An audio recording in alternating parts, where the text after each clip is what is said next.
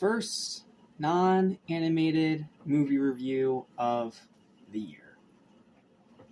It's always an interesting feeling, because usually with a month like January, especially in this particular genre, you expect nothing but garbage, right? You expect it to just be a dumping ground for the worst of the worst that'll more than likely make the worst list at the end of the year, right?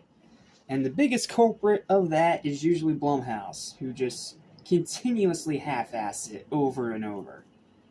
But with Megan, back in 2023, it seemed like maybe they were on the up and up. And then Night Swim happened. So, now they're just inconsistent. So, instead of Blumhouse actually being the first horror movie of the year, instead, we already have a third movie in the Twisted Childhood universe. Yes, we have a third one already. After the initial one came out in 2023, and then its sequel came out in 2024. Now, not even a full month into the next year, we're already talking about another one. But this one's different because this one is not about Winnie the Pooh, it's not about Christopher Robin, it's not about any of that. This is the first new villain character in the Pooh-niverse. And, yeah, I gotta say that it's actually pretty good. Like, it leaves me intrigued to what they're gonna do next. Now, I don't think it's as good as Blood and Honey 2. Absolutely not. That movie was amazing. But it's still a pretty good movie, so I decided, now that most of the year-end lists are done, I'm going to use this time to catch up and talk about it. So, let's talk about it. What's up? What's happening? What's going on, everybody? Welcome back to the Animation Station, your number one station for animation, including TV and movies as well. I'm your host, Justin Small. I got the sleeveless red hoodie on today because we are talking about a horror movie. The third installment in the Twisted Childhood universe films by Jagged Edge Productions, Peter Pan's Neverland Nightmare. This is a movie that I was actually pretty excited about because I saw the trailer when it came out, I believe, halfway through last year, somewhere around there. And I actually really liked the trailer. It gave me a completely different feeling than what Blood and Honey was doing. So, because of that, I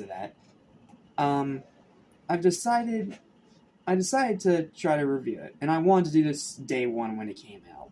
But due to Drake and Joshua being a bit of a bigger endeavor than I was expecting, not to mention my theater kept pushing the movie back, I had to wait a while to finally see it. But today was the day. I finally got to see it, and yeah, it's a pretty good movie. I wish I could really say more about it, but I try to keep these reviews spoiler-free. So instead, I've made this big written review for it that pretty much sums up all my thoughts on this movie. And I'll just add itty-bitty things as we go along. So, without further ado, here's my written review for Peter Pan's Neverland Nightmare. I hope you enjoy it. Following the back-to-back success with the Blood and Honey duology in 2023 and 2024 respectively, Jagged Edge Productions has decided to take a stab at another fairy tale slasher with another icon of many childhoods and expand their Pooh-niverse world building even further. This time with a new terrifying take on Peter Pan, another iconic, recognizable fairy tale character that has fallen into the public domain. Now, after having impressed me previously with their last two installments, with Blood and Honey 1 being a surprisingly fun little slasher, and then Blood and Honey 2 being almost phenomenal, in my opinion. I love that one. Blood and Honey 2 is great. Not to mention also really liking the trailer and its new more psychological horror direction, I was pretty excited to see what they would do here. And while it's not quite as great as its gore-soaked predecessors, I do think this is the weakest film so far, I overall still came out pretty satisfied. It's a fresh, dark, twisted, bloody, and very different take on the classic story. Martin Portlock is amazing as Peter himself, giving him a very sinister edge akin to the Grabber in The Black Phone. which is nothing new, because in Blood and Honey 2, they literally based all the archetypes and kill styles of all those characters off of the iconic horror slashers like Freddy and Jason, etc., etc. So for them to take inspiration from the Black Phone and the Grabber for this one, it's not out of the realm of believability. But Martin Portlock gives Peter this darker, sinister, very terrifying edge that, as great as Ethan Hawke's Grabber was in the Black Phone, which, don't worry, I'll review it the day before the sequel comes out. You will get my review on that one. He still manages to make it his own. And this Peter Pan is far more different, and they lean more into the lore of the fairy tale and twist it in a way where it comes off as more demented than actually fantastical. And I think that's to its benefit. And Martin's performance perfectly encapsulates that. Seriously, Martin is the best part of the movie. His version of Peter Pan is terrifying in the best way possible. Story was pretty fascinating with how it flipped the tale of Peter Pan completely upside down. Atmosphere was excellent and really helped sell the tone of almost unrelenting dread. I say almost because you do have that boring filler with the human characters, which we'll talk about in a minute. 2 of the kills were absolutely insane and fulfills every gorehound's desire for bloodshed. Like, it's no Terrifier, but the 2 big standout kills in this movie are really, really good and continue to show off amazing practical effects.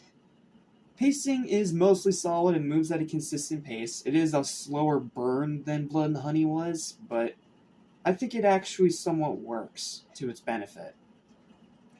Final act is a terrifying cat and mouse game, and the runtime is still perfect at under 90 minutes.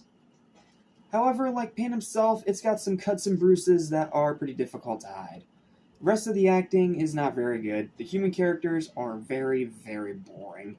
Wendy is a bland protagonist. Wendy's the most disappointing part of this entire movie. Like, instead of getting like a Lauren Lavera level badass, instead we get just your typical generic characterless half-assed final girl. And aside from the name, she literally has nothing else to do with her actual fairy tale counterpart whatsoever. It sucks. She is one of the worst parts of the entire movie. Besides the 2 I already mentioned earlier, most of the kills are either off-screen or not nearly as satisfying as Blood and Honey's. Like, you have multiple kills that are just stabbings and nothing more. Now, they're very bloody stabbings, but they're just stabbings. They don't feel visceral and anything like the inventive, gory, amazing kills from like Blood and Honey 2. Like, the kills in that movie were all creative and all really, really damn good. This one, it kind of falls a bit more into the atmospheric category, where it does give you some visual horror and 2 great standout gory kills in the beginning and the ending, but in between, those kills are a bit underwhelming, unfortunately. The writing and the plot is a tad bit formulaic. The ending feels a bit forced because a certain character ends up making an appearance, and he's there for pretty much a glorified cameo, and then he's gone. And the rewatchability is a bit middling, especially compared to Blood and Honey 2, due to it taking itself more serious rather than being self-aware. Like, what made Blood and Honey 2 work was that it was super self-aware of itself and just went full bonkers nuts with it. Whereas this movie is a lot more like the first Blood and Honey, where it takes itself way too seriously. And that is what drives away most people from this universe. But those that can't stomach that, I think you're still in for a really good time here.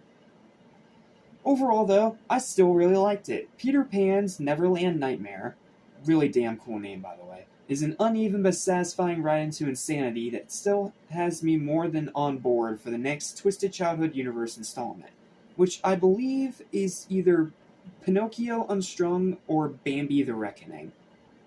I have to look it up later and see which one comes first, but I'm excited for both. May not match what came before, but still a pretty damn good movie nevertheless.